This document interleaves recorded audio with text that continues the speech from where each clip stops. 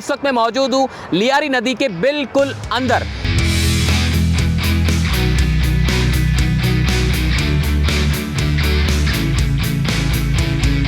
इस जगह को खूबसूरत बनाने के लिए बिलावल भुट्टो जरदारी साहब ने एक बड़ा मंसूबा बनाया था।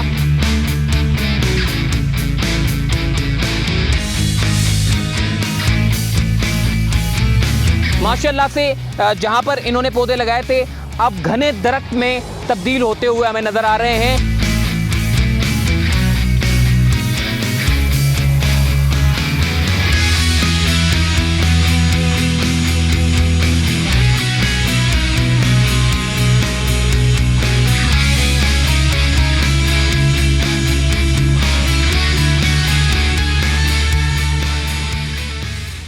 अस्सलाम वालेकुम जी, आज मैं मौजूद हूँ शहर कराची के वस्त में, यानी कि ये जो लोकेशन आप देख रहे हैं आपको लग रहा होगा ये शहर कराची से दूर कहीं काठौर ब्रिज के पास या कहीं आगे पीछे गडाफ साइड के ऊपर ये जगह नज़र आ रही होगी। नहीं, ये शहर कराची का बीच का हिस्सा है और इस वक्त मैं मौजूद हूँ लियारी नदी के बिल्कुल अंदर। इस जगह को खूबसूरत बनाने के लिए बिलावल भुट्टो जरदारी साहब ने एक बड़ा मनसूबा बनाया था जिसको लीड कर रहे हैं मेयर कराची मुर्तज़ा वहाब साहब। इस वक्त जिस जगह पर मैं मौजूद हूँ ये माई कोलाची रोड से जब आप लियारी एक्सप्रेस वे के करीब आते हैं तो ये जो इनिशियल 0 पॉइंट आपको देखने को नजर आता है लियारी नदी का, यहाँ पर नीम के पौधे लगाए गए थे जो अब बड़े हो चुके हैं और इसके इलाके के इसके जो अतराफ का जो मौसम है उसके दर्जा हरारत को कम करने में मददगार साबित हो रहे हैं। माशाअल्लाह से जहाँ पर इन्होंने पौधे लगाए थे अब घने दरख्त में तब्दील होते हुए हमें नज़र आ रहे हैं। बदकिस्मती ये है, मैं खुशकिस्मती कहूँगा, क्योंकि खुशकिस्मती इसलिए कहूँगा कि शुरू में तो बड़ा अच्छा काम हुआ और उस अच्छे काम का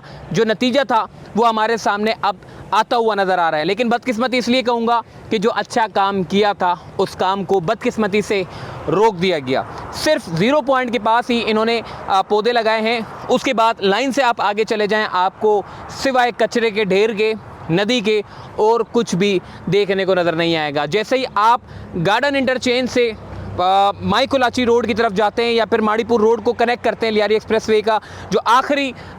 जो मोड़ है वहाँ पे आपको हरे भरे दरख्त जो कि नीम के दरख्त आपको देखने को नज़र आएंगे। ये खुशकिस्मती की बात है, अगर इसको कंटिन्यू आगे तक लेकर जाया जाता तो ये जो 22 किलोमीटर का जो अर्बन फॉरेस्ट मंसूबा था जो शहर कराची के मौसम को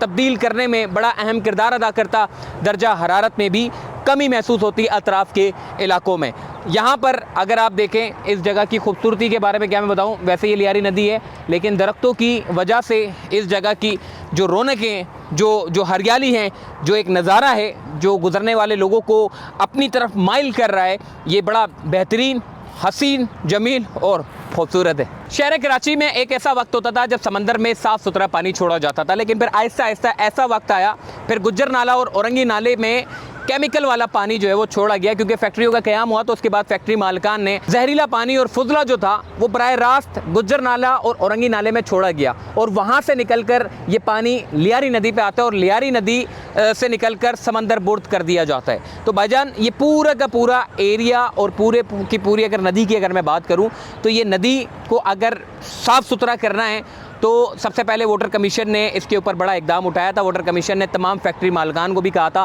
कि आप जो पानी जहरीला छोड़ते हैं वो बराह रास्त समंदर बुर्द होता है जिससे आबी हयात को बड़ा नुकसान पहुंचता है, तो ये ना करें। फिर उसके बाद उसके ऊपर अमल दरामद शुरू करने के लिए फैक्ट्री मालिकान को ज़ोर दिया गया और उसके बाद फिर आहिस्ता आहिस्ता वाटर कमीशन भी ख़त्म हो गया और वो सिलसिला दोबारा शुरू हो गया और ये जहरीला पानी और फुजला ये छोड़ने का सिलसिला जो था ये शुरू हो गया। और आज भी लियारी नदी में अगर आप जाएं तो आपको फ़ील होता है कि आप किसी ऐसी जगह के ऊपर आ चुके हैं जहां पर आप खड़ा होना नहीं चाहते। ऐसा जहरीला पानी यहाँ छोड़ा जाता है जो समंदर बुर्द होता है।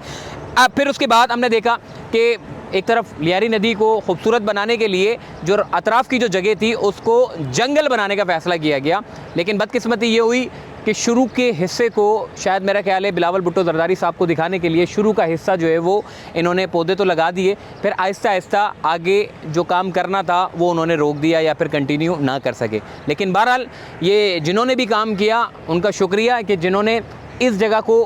खूबसूरत बनाने में दर्जा हरारत को कम करने में, गर्मी की शिद्दत को कम करने में अपना अहम किरदार अदा किया। लेकिन अगर इसको आगे बढ़ाया जाए, यानी कि अगर इसको गुलशन इकबाल तक लेकर जाया जाए, गुलशन इकबाल से सोराब गोट तक लेकर जाया जाए, जहाँ तक ये नदी चल रही है, तो इस जगह की न सिर्फ खूबसूरती में इजाफा होगा बल्कि दर्जा हरारत में भी काफ़ी हद तक हमें कमी महसूस होगी। जिस तरीके से शहर कराची तंदूर बना हुआ है, इस तरह की सूरत हाल पहले नहीं हुआ करती थी, क्योंकि शहर कराची पहले खूबसूरत था, हरियाली थी। शहर कराची के अंदर ऐसे ऐसे कदीमी दरख्त हुआ करते थे जिसको